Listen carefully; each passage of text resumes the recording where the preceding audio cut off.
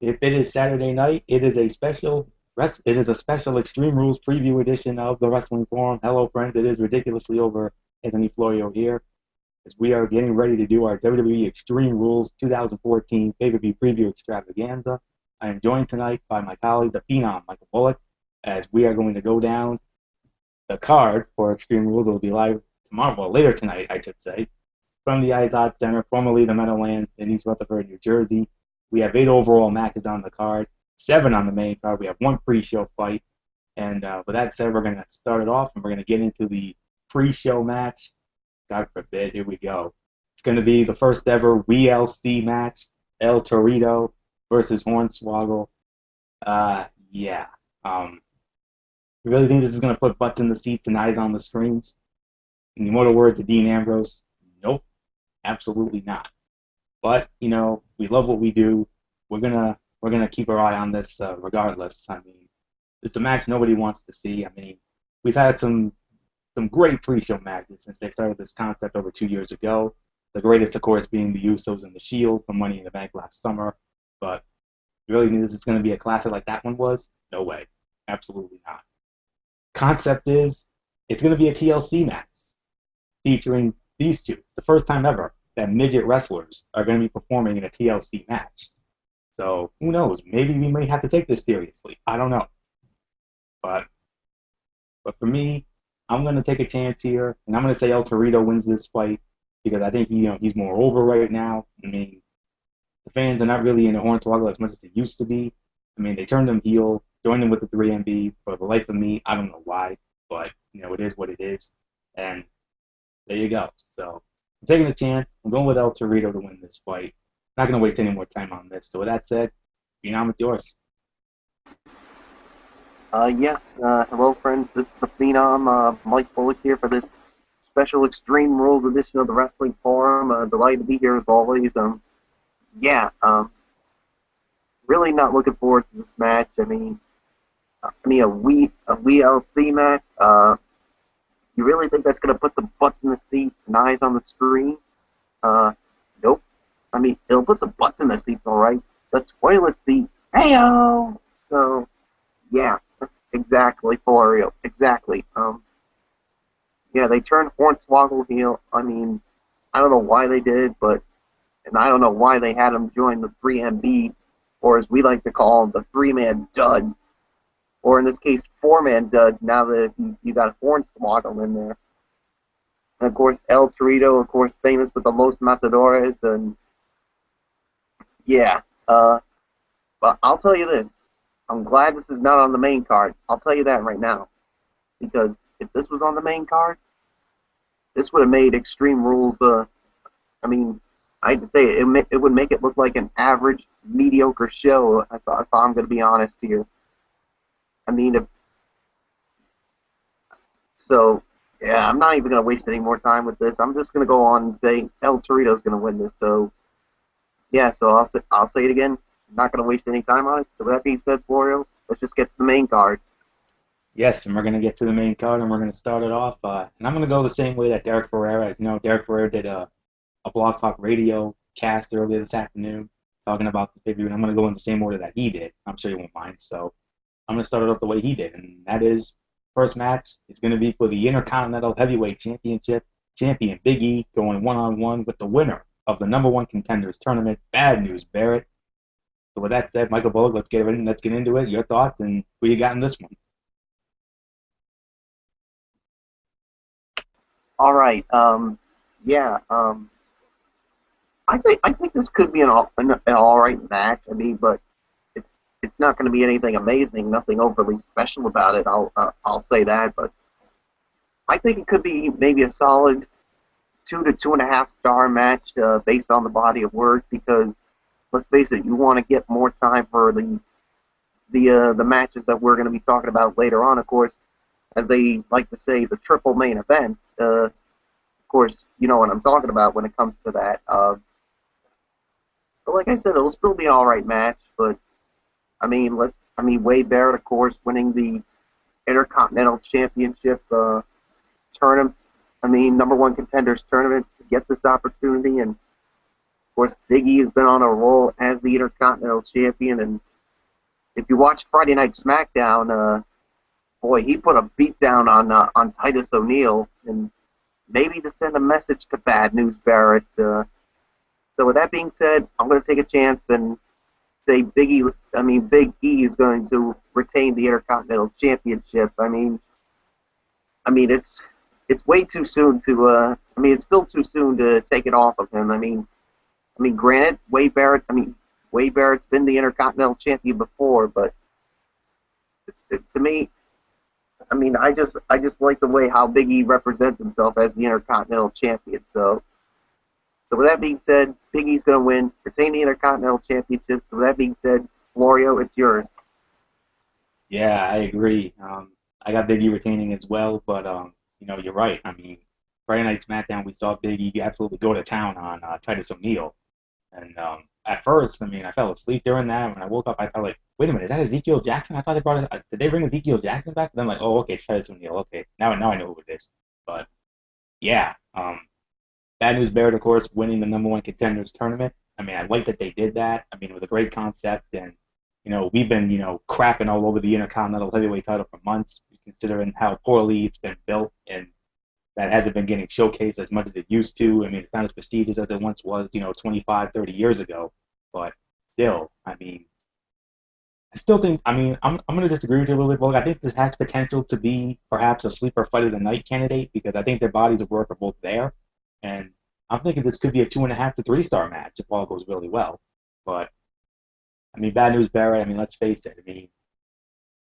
Derek Ferrera said it best, and I'm going to agree with what he said earlier. He said that Bad News Barrett is the second most ridiculously over guy in WWE. I think we all know who number one is, but and we'll get to him later, considering that he's a favorite of both of us. So, oh yeah, we can't wait to get into that one because we both have a vested interest in that one.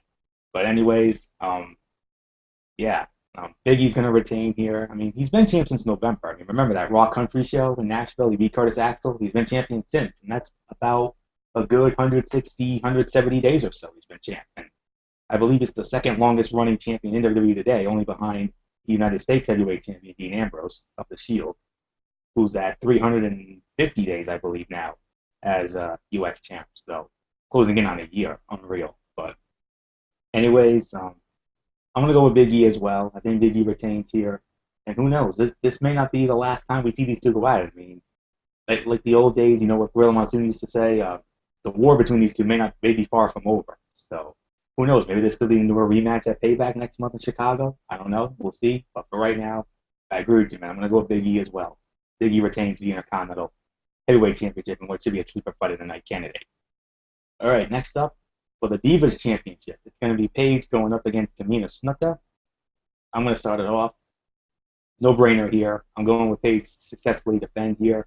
Of course, Paige, won the Divas title, ending the 295-day record-long reign of AJ Lee the night after WrestleMania. And, yeah, that long-awaited dream match, unfortunately, with an NA because, it came out of nowhere and everything else. We thought it was going to be a classic, but it wasn't. But I think this has the potential to be one of the better Diva fights in a while. Say what you want about the Diva division, about how it's ho-hum and average and mediocre and whatnot, but given the body of work of these two divas, I think this could be a solid match. I think we could be looking at maybe 1.5, 2 stars if all goes really well here, and I think it can. But for me, there's no question about it. Tamina Snuka to me right now is the best diva to have never held the Divas Championship, in all honesty, but I don't think she gets it here. WWE was way high up on Paige's body of work, especially at NXT. Of course, they stripped her of the NXT Women's title on the recent NXT show. JBL, who's the general manager, said you can't hold both titles. So she had a very long run with that title too, 300 something days. So very impressive. But will she hold the Divas title that long? Maybe. You never know. But we'll have to wait and see. But for right now, I got to go with the beautiful 21-year-old brunette from Norwich, England, to successfully defend the Divas Championship in what I think will be a solid 1.5 to 2 star match. So with that said, Phenom, with yours. Yeah, I do agree with you. I'm going with Paige to win this match. And this has the potential to be a really good Divas match. Yeah, I agree. I mean, you could say what you want about the Divas division. It's ho hum, average, mediocre, what have you. But I mean, don't sell these two short. I mean, because you know Tamina is capable of putting on a good match. So is Paige. I mean, yeah, we did get the dream match of AJ Lee and Paige the night after WrestleMania. But the thing was, it was an impromptu match because Paige was basically only coming out to congratulate AJ Lee's reign as the as Divas champion, but obviously she wanted none of that and basically challenged Paige for the Divas title. And yeah, what happened?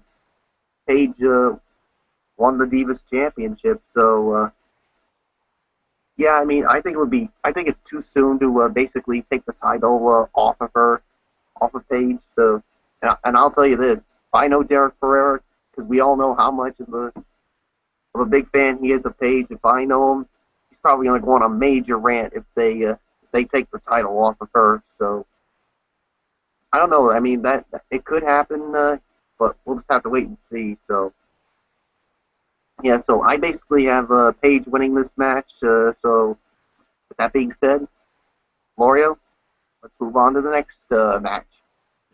Yes, let's move on to the next match. And trying to think who we did after this one. I think I have the idea. Next match, unfortunately, we got to go into another one of the hard times bouts, as we call it. 2-on-1 handicap match. It's going to be Alexander Rusev going up against Xavier Woods and R-Truth.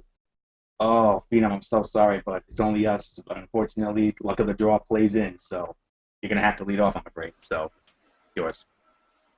I thought I told you I don't like leading off on worst fights of the night, but yeah, unfortunately, because this is only you and me, I unfortunately have the unluck of the draw here. So yeah, this is going to be without a doubt the worst fight of the night on the main card.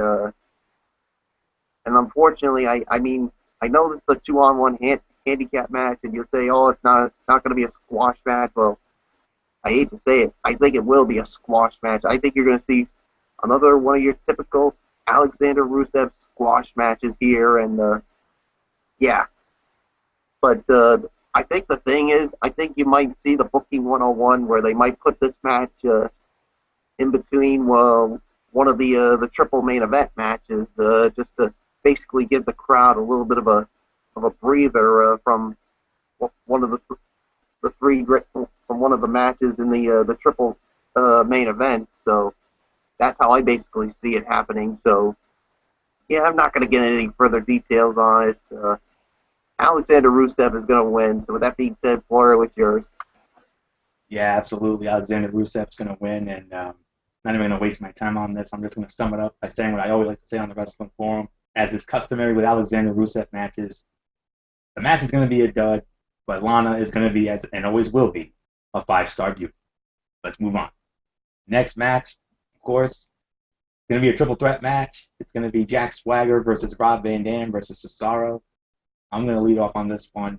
Um, I mean, it could go either way, it really can, but if I'm being real honest with you, I'm going to go with Cesaro in this one because I think he is the most over right now. I mean, I I'm going to steal a little bit of Derek Ferrera's thunder here. I'm going to say Cesaro is the third most ridiculously over guy in WWE, behind Bad News Barrett and, of course, our WWE World Heavyweight Champion Daniel Bryan. But, I mean, if you've seen the pops he gets every time he comes out, I mean, they love his body of work. We love his body of work. And I initially reported this on our group chat box on the Wrestling Forum on Monday night if you didn't see that on the Blog Talk Radio.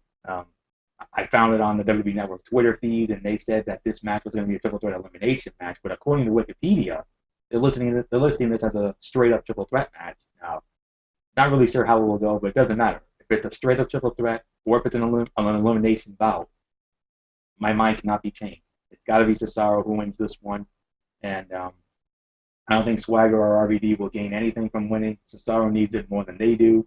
I think Swagger and RVD will be fine even with the losses. Cesaro needs it more because, let's face it, he's in the midst of a push right now. And especially now that they have him with Paul Heyman, we'll have to wait and see how that goes. And I bet you, and I'm going to throw in a little bit of a question here. Over or under, 5 times Paul Heyman mentions Brock Lesnar ends under the Undertaker's undefeated streak at WrestleMania tomorrow night.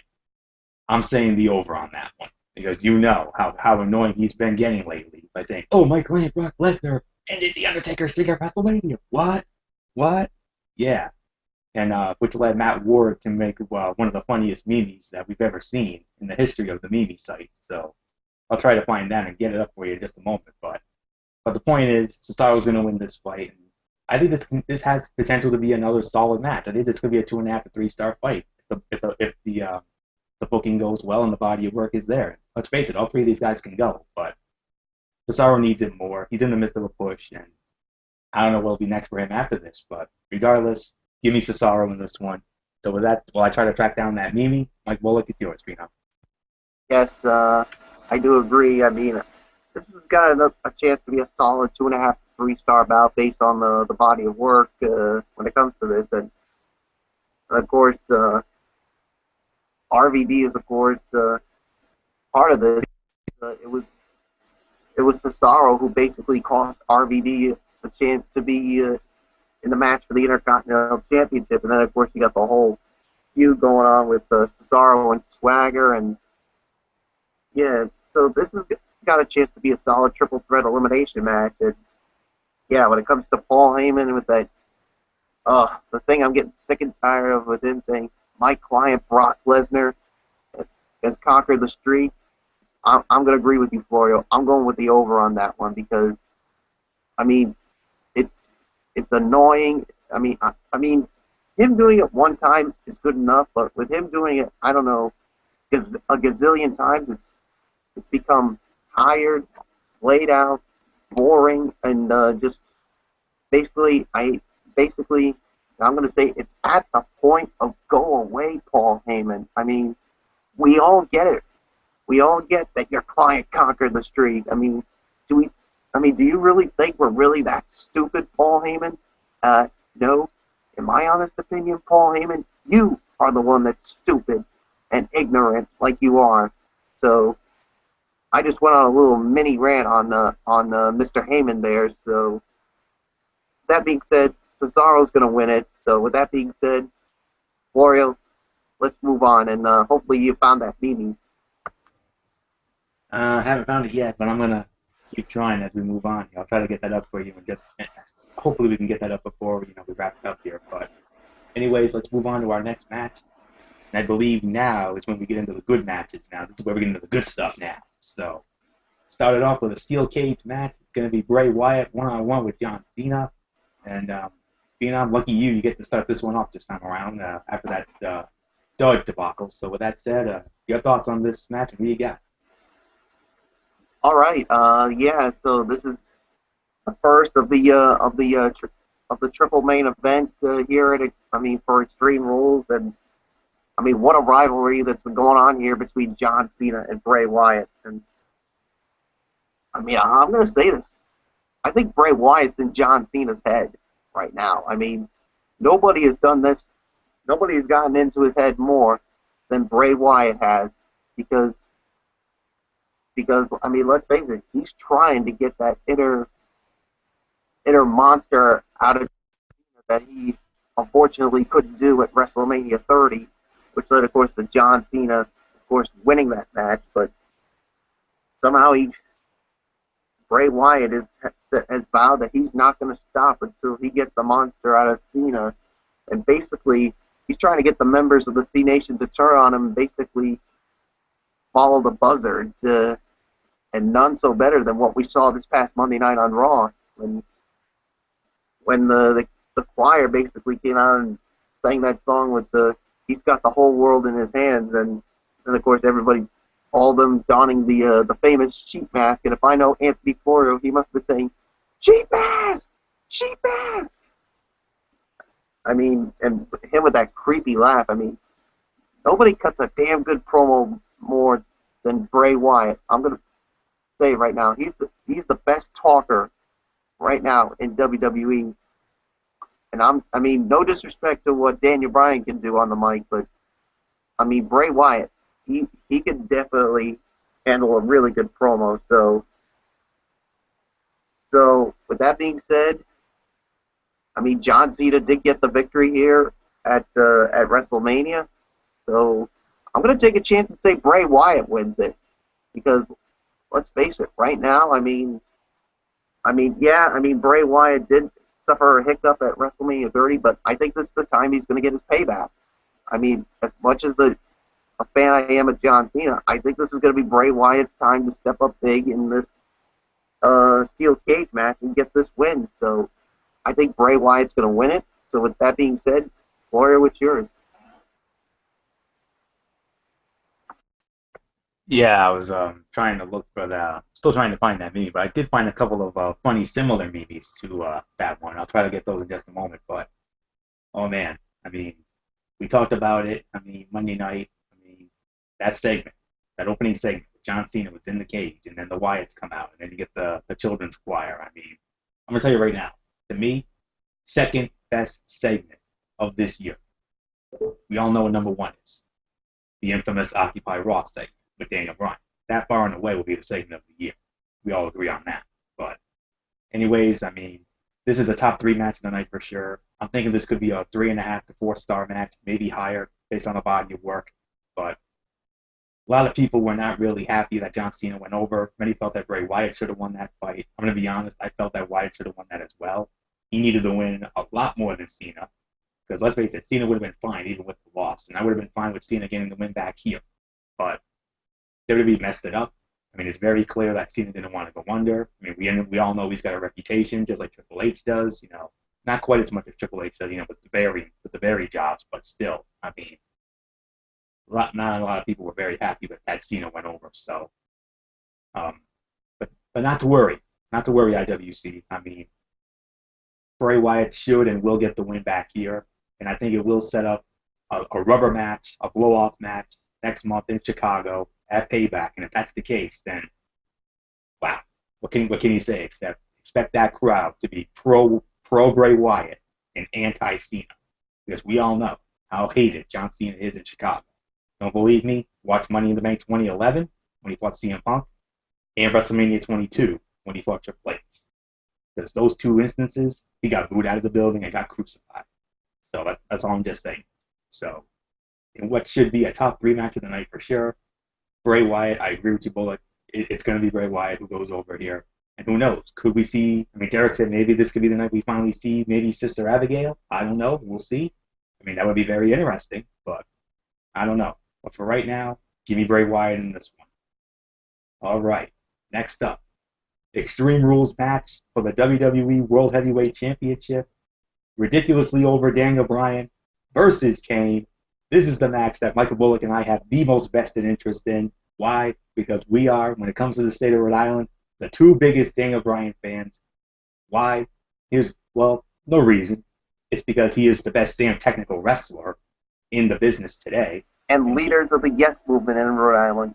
That is right.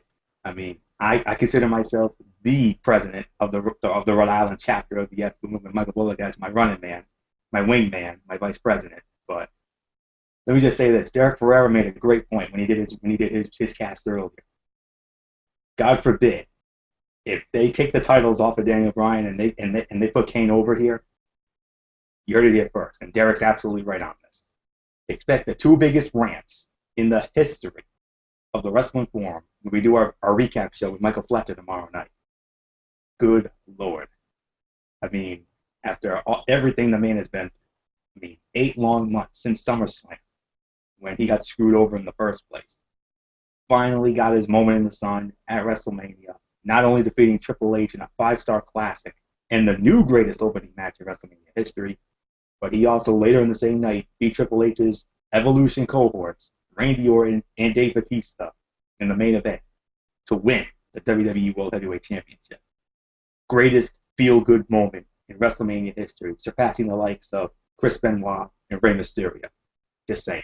But anyways, another match of the night candidate for sure. I mean, you know how crazy these Extreme Rules matches can get.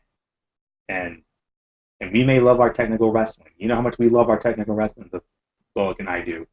But once in a while, we love ourselves a good hardcore match. And I think this could be, one of the better Extreme Rules matches we've seen in a while. I mean, just like we're seeing in Wyatt, I think this could be a 3.5 to 4-star match, maybe higher, if the body of work is there. I mean, think about it. I mean, Kane, great to see Kane in the monster role again.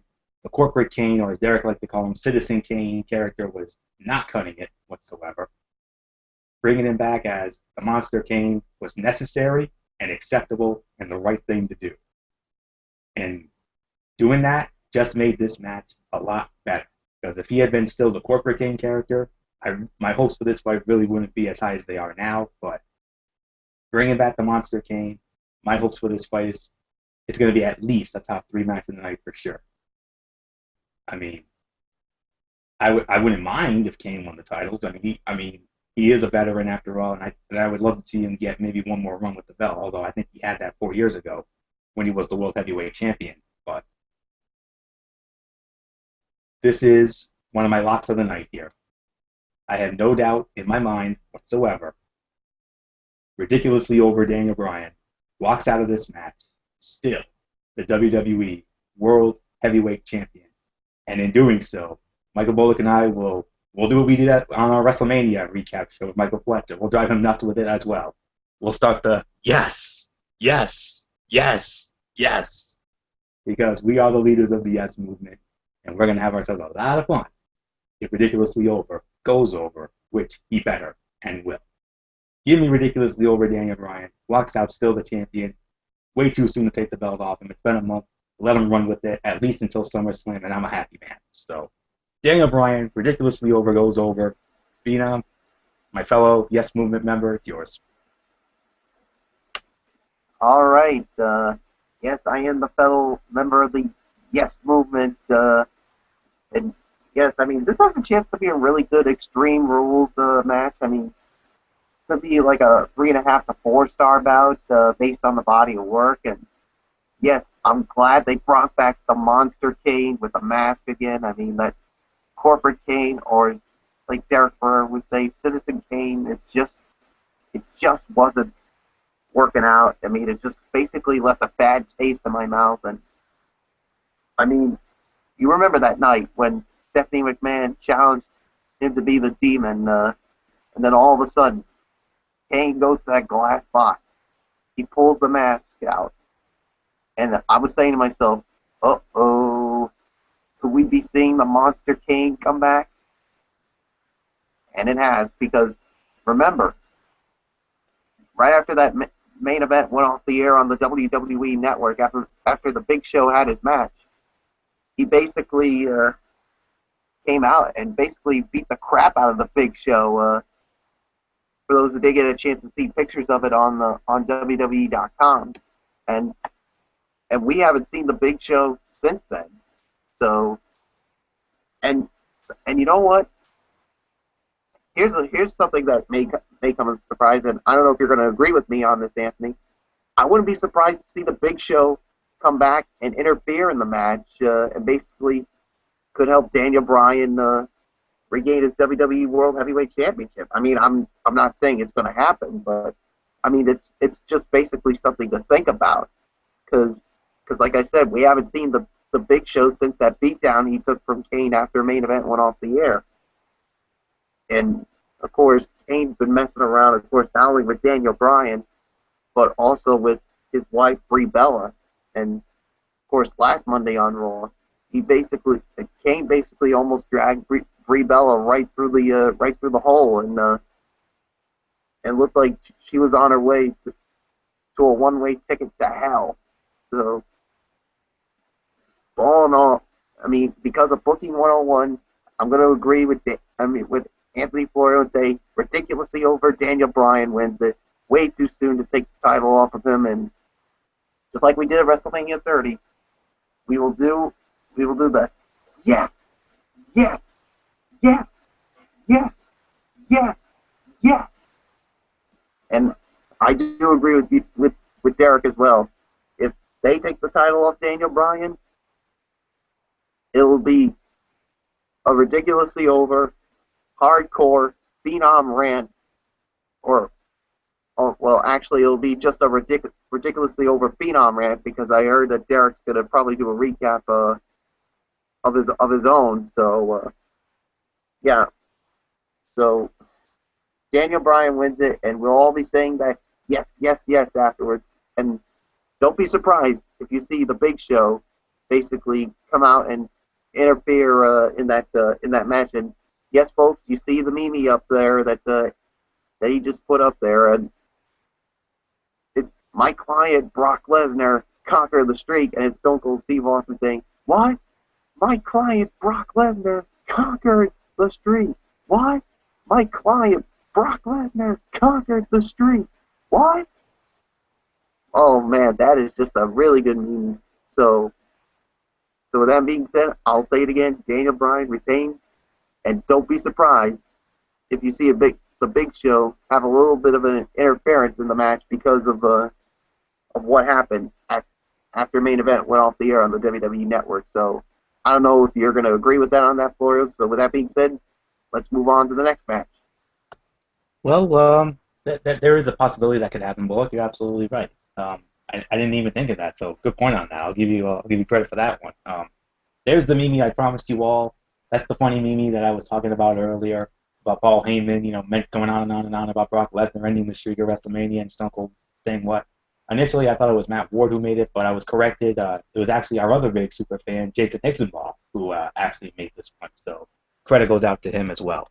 So, so with that said, let's move on to the main event of the evening. What we think will be the main event anyway. Six-man tag team match, Evolution versus The Shield. I mean, there's really nothing left for me to say here except Michael Bullock, you get to lead off, man. Who you got and why? All right. Yes, this is definitely going to be the fight of the night, without a doubt. I think this could be a solid maybe four, maybe I'm going to say somewhere between 4 to 4.5 based on the body of work. And let's just say that this build-up has been so damn good. I mean, of course, this all started with, of course, it looked like Triple H was going to take the WWE World Heavyweight Championship from Daniel Bryan, and then, of course, the Shield basically come out, and Roman Reigns with that spear on Triple H, and then the following week, we all saw it, the reformation of one of the most dominant groups in WWE history, Evolution, Randy Orton, Batista, Triple H together once again, and basically beat up the Shield. And it's been back and forth with them. And then, of course, this past Monday night on Raw, we had Ric Flair, who basically came out, and it looked like he was going to rejoin Evolution as probably the mentor, but he basically gave his approval to the Shield. And that was surprising to some people. So with that being said, I mean, I'm going to say the Shield wins this because, let's face it, I mean, they're to me they're a more dominant group than Evolution because, I mean, I like Roman Reigns with that big old Superman punch of his. I mean, that is one that everybody gets excited. I mean, especially JBL when he says Superman punch, and then of course with that devastating spear of his. So Shield wins this one. So with that being said, Mario, it's yours. Yes, indeed, Michael Bullock. I mean, you're absolutely right. I mean, nothing like when JBL goes nuts over that Superman punch. I mean, you can't blame him for that. I mean, yeah, I get excited too. I mean, if we were doing the commentary, with me as JBL and you Bullock as Jerry the King Lawler and Michael Fletcher as Michael Cole, I mean, I would do the exact same thing. I would do the Superman punch as well. So, but anyways, absolutely, this has Fight of the Night written all over it. 4 to 4.5 stars indeed. And not only that, but I think this could be a possible match of the year candidate if all goes really well here. I mean, no match has been getting more build than this one has. I mean, the build has been absolutely fantastic. And, we had that moment with Ric Flair last week, that mark out moment with the Nature Boy Ric Flair showing up on Raw for the first time in a while. And, I mean, this can go either way. It really can. I mean, there is a chance the Shield can win here, but there's also a chance that Evolution can win. And I know Bullock's got the Shield in this one, and rightly so, but I don't know, man. I mean, I'm leaning more towards Evolution, to be honest with you, only because of the fact that I think there's one of two scenarios that could play out here. Scenario number one of the Shield members turn on each other. And I think that guy's going to be Dean Ambrose. But then this could be where Dean Ambrose finally turns on Roman Reigns and Seth Rollins, and it could set up that long anticipated and dream U.S. title match with Dean Ambrose and Roman Reigns. Because remember, what have I been saying all along? Roman Reigns is going to be the guy who dethrones Dean Ambrose as the United States Heavyweight Champion.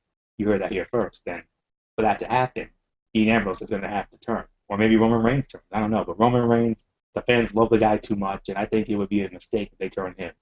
But the other scenario that I've been hearing is maybe Ric Flair.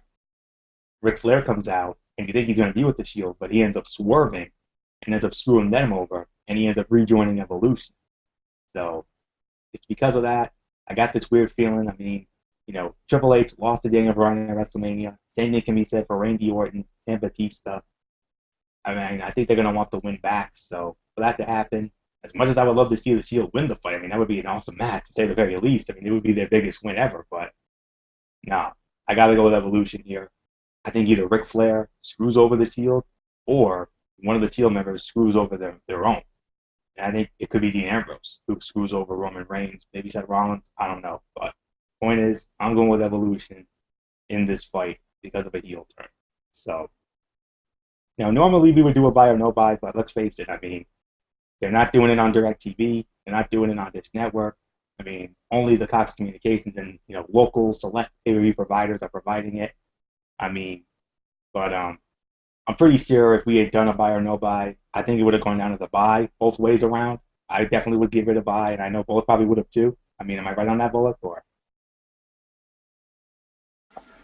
Well, well, for those that don't have the WWE network, some people would say it's a buy, but because since you and I do, we don't have to worry about it. oh no, certainly don't. So with that said, you know, our final thoughts on the show, our overall thoughts. I think this is going to be a very good pay-per-view here. I mean, I don't think it's going to be anywhere near close to the epicness that was WrestleMania 30. I mean, WrestleMania 30 last month made history as the first ever pay-per-view to garner a perfect 10 rating from the Wrestling Forum, from myself, from Michael Bullock, and Michael Fletcher.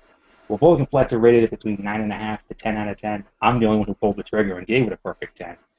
Whereas Derek Ferrera is the only one who did not. He gave it between 8.5 to 9, which is still a respectable rating. But I think this could be, if all goes well, maybe a 7 to 8 out of 10 if all goes well, based on the body of work. So I think it could definitely be a candidate to be in our top 10 pay-per-view events of 2014 when we do our year in review show at the end of the year. So with that said, I think I definitely been looking forward to it. So, Bullock, final thoughts on this before we wrap it up?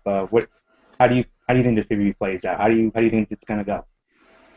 I think this is going to be a really good Extreme Rules pay-per-view. I mean, but I do agree it's not going to be anywhere close to the rating that we gave WrestleMania 30, which obviously I did say was 9.5 to a perfect 10, but I was leaning more towards the perfect 10 because I mean, let's face it, WrestleMania 30 was just so awesome. I mean, yeah, we only had one dud enhancement fight, but let's face it, I mean, everything else was just good, and especially with, of course, Daniel Bryan winning the WWE World Heavyweight Championship, and, of course, unfortunately, the one thing I had to dread, which is The Undertaker's undefeated streak coming to an end, and, of course, Triple H and Daniel Bryan match, and, of course, that famous opening segment with Hulk Hogan, The Rock, and Stone Cold Steve Austin. So, and we all basically said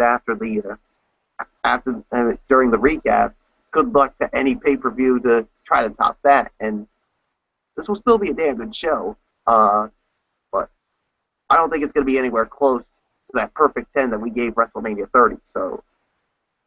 So I mean, I'm really looking forward to that Extreme Rules match with Daniel Bryan and Kane, the Shield going up against Evolution, and John Cena and Bray Wyatt. Those are the three matches that I'm really looking forward to the most when it comes to this pay-per-view. So, that being said, let's just wrap this up, Florio.